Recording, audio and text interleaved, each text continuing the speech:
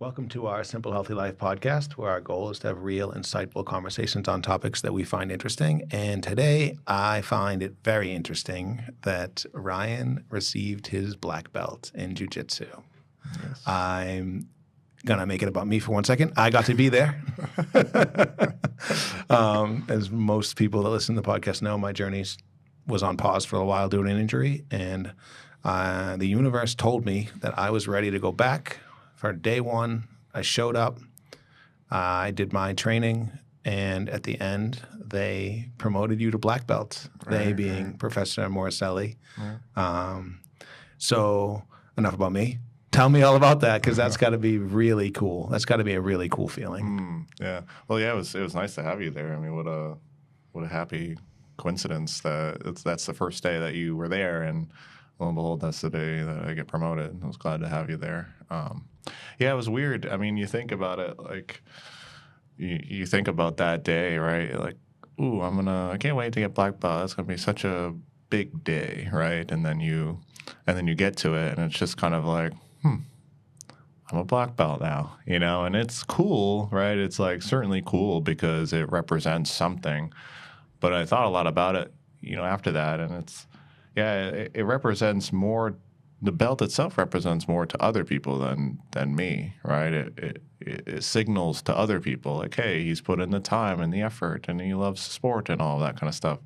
But I already knew that. I already knew that I loved that. I already knew that where my technique level was. I already knew where my performance was. I already know how much sweat I put into it, how much blood and injuries, and all of that is all well known. And so it's an odd feeling because it's such a, for us, how we work so much on the internal world to have it represented externally after all those years of work and understanding that it all happens on the inside is kind of a weird feeling. And so it wasn't as like profound as you'd think. And I don't know if that's the average experience, but it certainly was for me. Well, so I'm a blue belt, as the world knows. Big dog. Yes.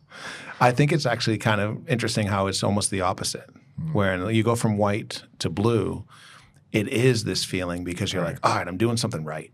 Like I figured, like you're being like noticed for like, all right, like I did something right. Like, it doesn't feel like you're doing things right all the time because you're constantly getting beat up and messing up and getting yourself in bad spots. But you're like, all right, yeah, I'm doing something right.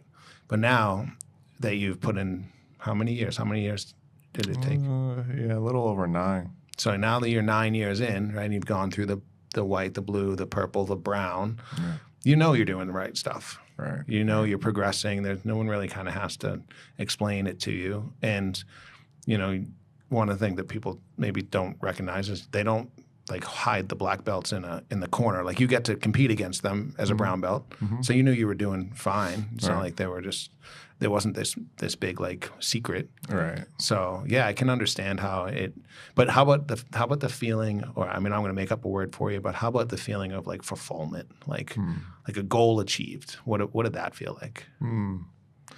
Yeah.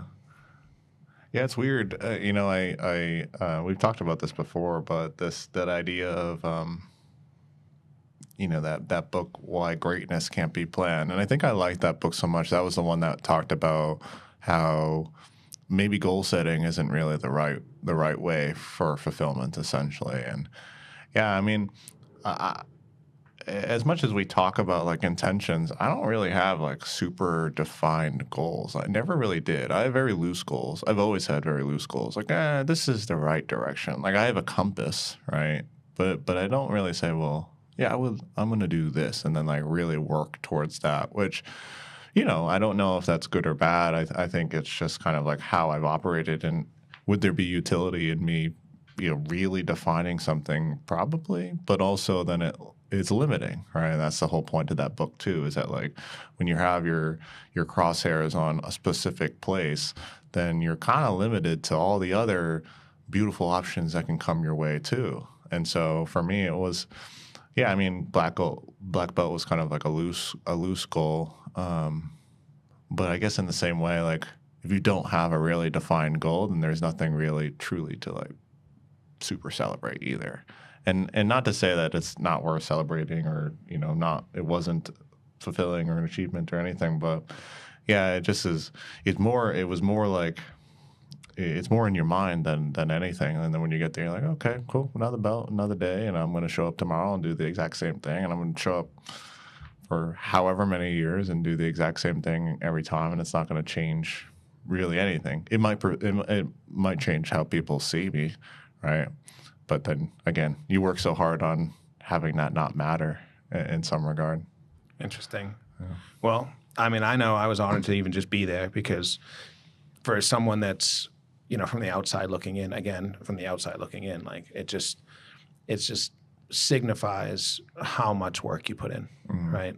And I mean, I know I was in the room for a long time when there were many people in the room being like, I don't know why he still has a brown belt because he's kicking all these dudes' butt, you know, which, you know, I'm sure you hear the rumors and that you don't let that get in your head. But yeah, I mean, you put in the time, you put in the work, you got there, and now it's really nice to hear that the journey isn't over. Right now it's like just the next step. Now, are you going to do any competitions at black belt? Yeah, definitely. I definitely will. I don't know how soon that'll be. But yeah, I feel pretty comfortable going in, and you know that's the thing that I didn't really like about competitions, anyways, is that it was separated by belt, and it just feels like weird to me. Although it's like it's for good purpose, like keep people like competing against their skill level, and otherwise, you know, no one's going to compete, right? If you're white belt going against. Sure. You know, so it makes perfect sense, and I don't necessarily disagree, but it always felt a little weird. I'm like, yeah, I mean, you could win white belt worlds, but, you know, what does that even mean? It means you should have been a blue belt. Yeah, exactly. And now that it's like black belt, it feels kind of cool because, all right, now it's like the, you know, realistically the best people. Right. And so competition like matters a lot more, I guess. And I think that's generally how it's viewed. But yeah, it'll be interesting to see. It'll be some good challenges for me. I think it's kind of funny too. So like when you get to that, and this is again, I'm just looking at it from the outside in. When you get to that level of black belt, like, and you go to compete, it almost like takes the pressure and almost turns the competition from you to like the coach that gave you your black belt, right? Like.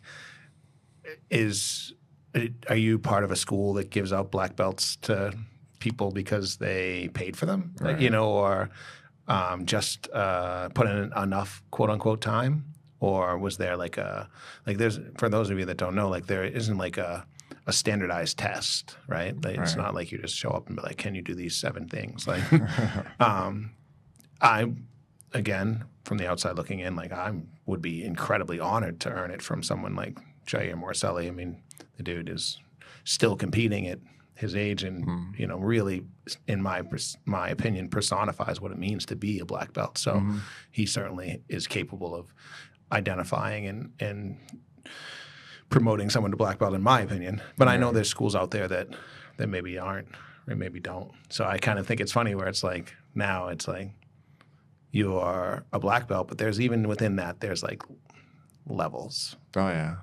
It's definitely like, and it's a thing too when people go into competitions and they have like these, you know, they're like a very loose black belt and they just get dominated by people. And there's like, yeah, I mean, it doesn't look great. Yeah, it's not a good look for the school.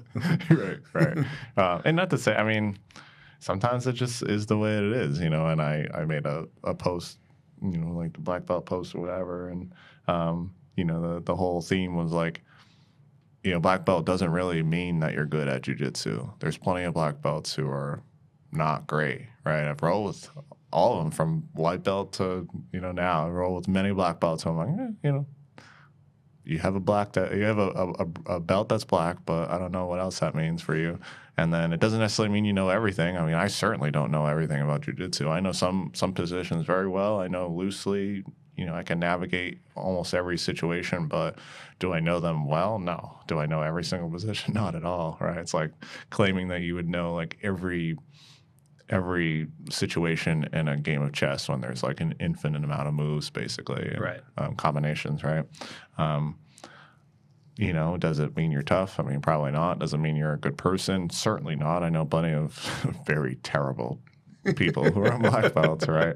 But I think it does mean that you love jiu-jitsu. That's the only thing I think it really does mean. How can you commit so hard to something? You know, and generally it takes about 10 years to get a black belt. So, you know, give or take a couple, depending on the school, and like if the person's really super active and you know, committing a lot, then, you know, maybe 6-7 years. But nonetheless, I mean, it's a lot of time. It's a lot of time, and so to give that amount of time, focus, energy, and attention to anything, I mean, I think that's what love is, right? Really? Yeah, I agree. I mean, if we've been talking for a long time, and one of the things that I preach to all my athletes is, until you learn to love practice, you're never going to be the best. Right. Right? Like when you show up and all of a sudden, like one day you're like, man, I just love practice. I love to be here. Mm-hmm. That's when you have a shot, because that's when you stay late, you put in the extra time, you show up early. Those kids that are like, oh man, I just want to play, like, totally get that. But like, what are you doing on Wednesday? If the game's on Friday, like, if you're not happy on Wednesday, you're not going to be the best on Friday. You gotta learn to love practice. Right. And for you, I mean, how many?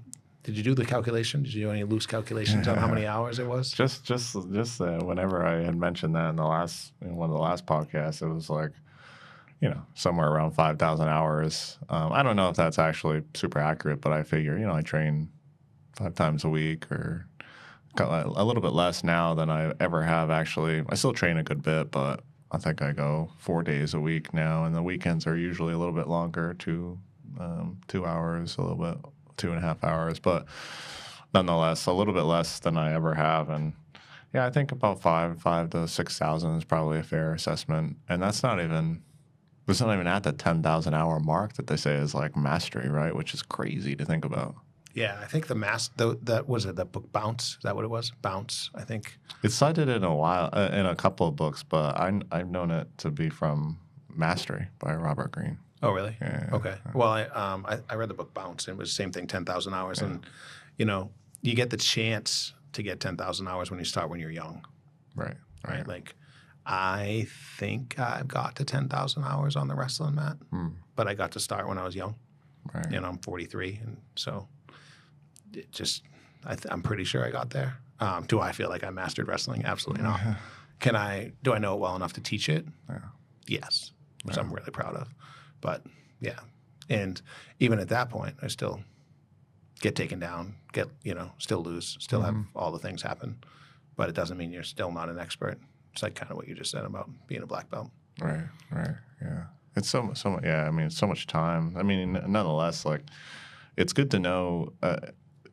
It's good to know that you can put in time to something and just get better, right? And that's the thing. Like, I didn't necessarily start off loving jiu-jitsu. We talked a little bit about this, like, on one of the previous podcasts. Like, it was interesting, and I certainly liked it, right? But it wasn't like, you know, I didn't go every single day and love everything that I was doing, or even like everything that I was doing. But after a period of time, it's nice. It's nice to have that as a skill. It's nice to have that to go back to, and you start to see the benefits of, you know, knowing something and working on things, and, you know, represent, you know, the cool thing about jiu-jitsu is, like, yeah, the belts represent externally, you know, your rough skill level and commitment and all of that.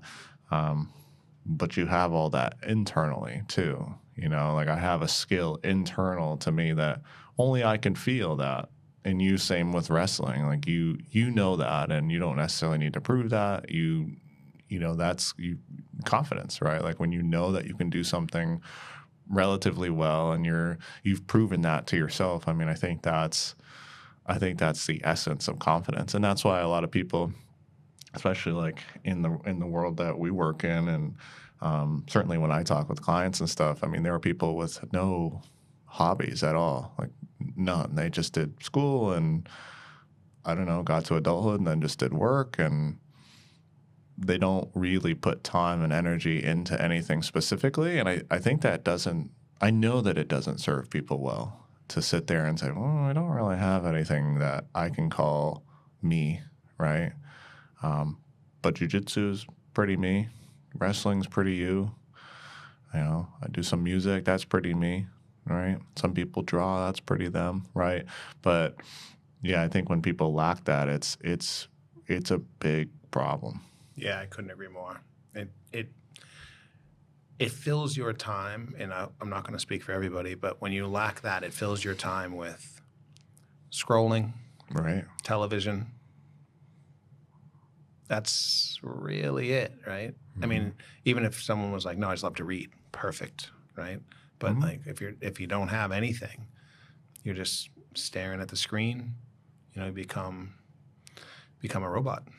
It's so bad. It's very frustrating to see other people do it and not be able to kind of guide them or help them or offer them some type of like, hey, what about this? And especially as an adult, right? You become afraid. Like, why would I go show up at this place and be a white belt? Why would I go show up at this place and be brand new? Like all these other people already know. And, you know, you take that attitude and then all of a sudden you're not going anywhere. You're not meeting new people. You're not doing things, right? But it happens to so many people, and it's really tough. And you know, you get to see it in your environment. And I'm in the gym a lot. I'm in the actually physically in the gym a lot. Not that I'm lifting, but I'm actually there. Yeah. So the people I see are essentially there, right? So at least they got there. Yeah. And I was thinking about this the other day how. Actually, I was having a conversation with someone about it. How we compare ourselves to the people around us. So like there's all these people in the gym that are like, oh, let's face it, most of them have body dysmorphia, right? They have a feeling about the way their body looks. That's why they're there, because they want to improve upon it. And they're comparing themselves to the other people in the gym. And it's like, but you're comparing yourself to these other people that are in the gym doing the same stuff you're doing. Like, what about all the people that are still on the couch?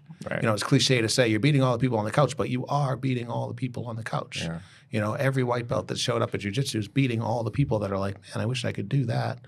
Right? And we don't ever think about it that way because we have this like negative bias towards ourselves, almost all of us, and we put ourselves down for where we're not, even though where we are is generally pretty great. Right.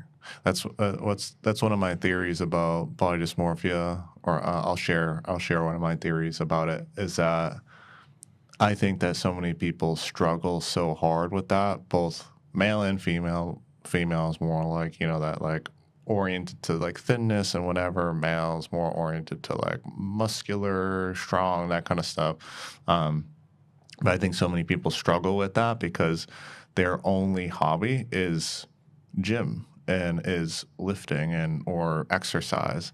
And so that's their first true hobby. I mean, I can't tell you the number of dudes who like their only hobby aside from like video games or something is going to the gym. And then it's like, wow, I can go and I can do something. I can get stronger. I can progress. Wow, that's pretty cool. Yeah, feels nice to have a hobby. But then it gets to the point where like, is that a great hobby? Is it great to like want to always improve in your body image or to look for that? Like you're literally training to look for improvements in your body image.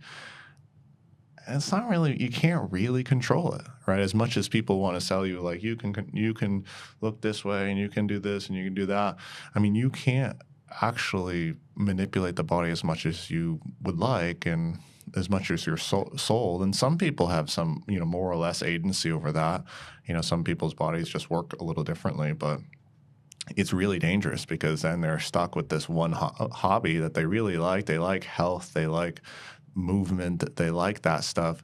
But at a certain point, you can only progress so far within those boundaries, and then that becomes really damaging to people. Then they just stop feeling good about it. Right. Yeah. Right. Yeah. I see it all the time. I joke with people all the time. It's like, it's clearly what's driving you, and you decide if that's good or bad. Right. Right.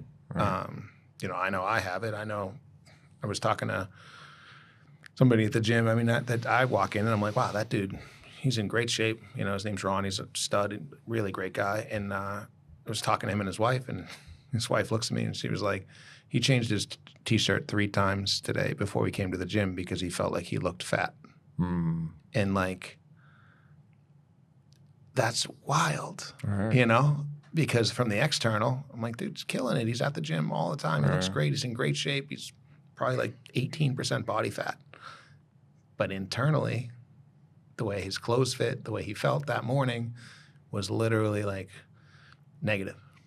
Because you raise it to a level of importance because you act as if it's important. You show up every day, you do the things, and you act as if, and it is important to him and other people. But then, your comparison group is really, it's too hard to like actually compete there, right? Do you get that same problem with music? Like, do you like play your guitar one day and you're like, man, I suck today? I don't know. I'm curious.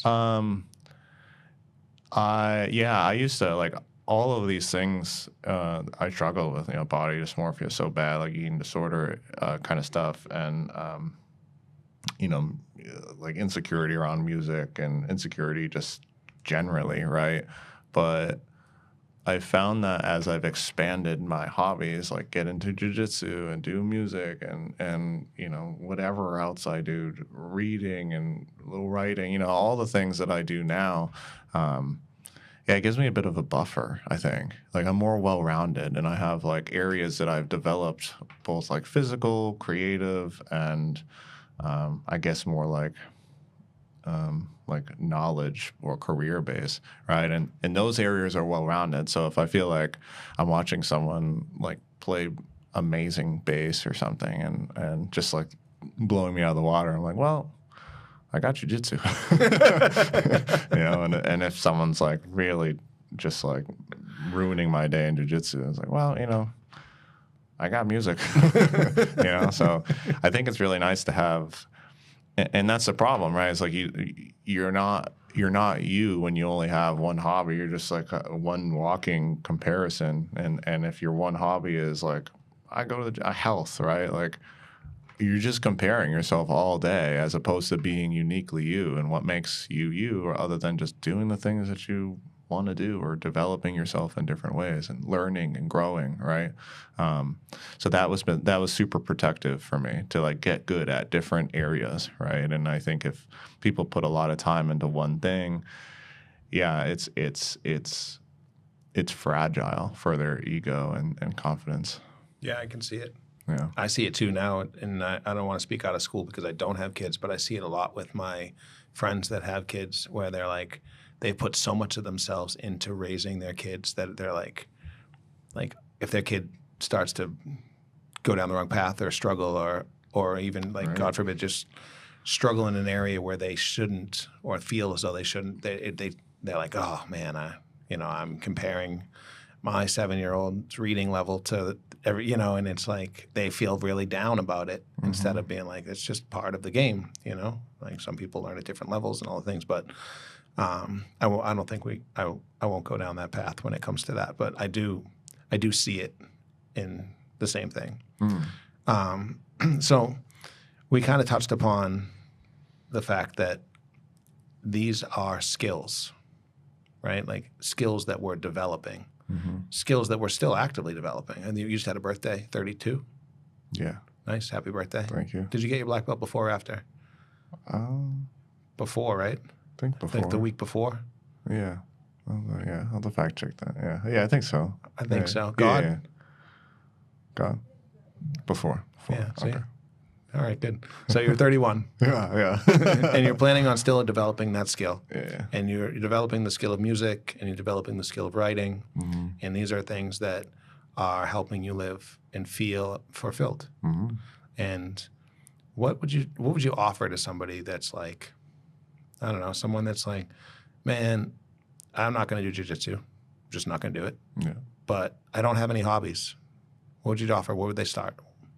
Yeah, I mean, I think people get tripped up a lot of the time when looking for skills or hobbies or passions because they focus purely on like the monetary, right? So many people are so fixated. Like, why would I start painting when I'm never going to be, or at least, I mean, you never know, I suppose, but when I'm never going to be the next Van Gogh or whoever. No one's ever going to pay me for my art. Yeah, right. No one paid Van Gogh. And do we say like, well, he shouldn't have done that? Probably not. But, you know, I think people get really locked into the financial stuff, and they say, well, if I don't, if I'm not going to get paid, if I can't envision a world where I get paid for this, I'm just not going to do it. Why would I draw? Why would I do music? Why would I do jiu-jitsu? Why would I do any of these things unless I'm going to like reap some financial benefits? And the problem is that you don't know. Well, you're super naive. You don't know what, how arrogant to think that you know enough about like going down the line of jiu-jitsu and knowing that you wouldn't get paid, or knowing that you couldn't get paid from being a painter or a musician or whatever. It doesn't even matter. And the point is that like you're already overthinking it. And so try different things, you know, get a list. ChatGPT is awesome. Well, give me 20 different hobbies I could try, and I'll give you 20 different hobbies, and you just go down the list and you try one. And if any of them feel like remotely interesting, then you dive a little bit further in. And we've talked about that like fogged bridge, right? Like you only know the step in front of you. You know, you have just the step in front of you that's clear. Everything else is fogged. You can't see it. But when you take that step, then the next steps become a little bit more clear. And the paths could be really branching, right? You take one step, and then all of a sudden it's like this next step, wow, I didn't know that was there. I didn't know I could, you know, eventually open up a school and like grow that jiu-jitsu school and build a community and help people do X, Y, and Z. I didn't know that that's a possibility. Or I didn't know that like someone would commission me for a mural and then I'm painting murals, and because we underestimate where those things can go. So yeah, I would just recommend trying and seeing what feels remotely interesting, and refer to that passion podcast that we did that kind of talked a little bit about like the recipe for that. And that was just like, you know, a little bit of interest, like a mild interest, like something that tickles your fancy just a little bit, and then 20 hours, throw in some 20 hours and see what the skill development of that is. Do 20 hours of painting, see what the progression is like. And you start with like finger paintings, and then you eventually get to like oil paintings in that maybe 20 hours. I don't know, probably not. I think a little longer than that. But what I think is super funny too is when and I'll use sports as an example, and we can use multiple examples, but I'll use sports. You know, okay, I'm really passionate about field hockey, right? Mm-hmm. I'm not, but in fact, I think it's stupid that you can't use the left side of your stick because I'm left-handed. But anyways, I digress. Yeah, it's only one side, and they're all righty. Oh, that's incredible. Yeah, good. There's some knowledge for you. I'm really passionate about field hockey, right? Well, okay, so run down the field hockey options for you, right, to make money in field hockey. And people will go, okay, well, you're going to be a professional field hockey player. Like, no.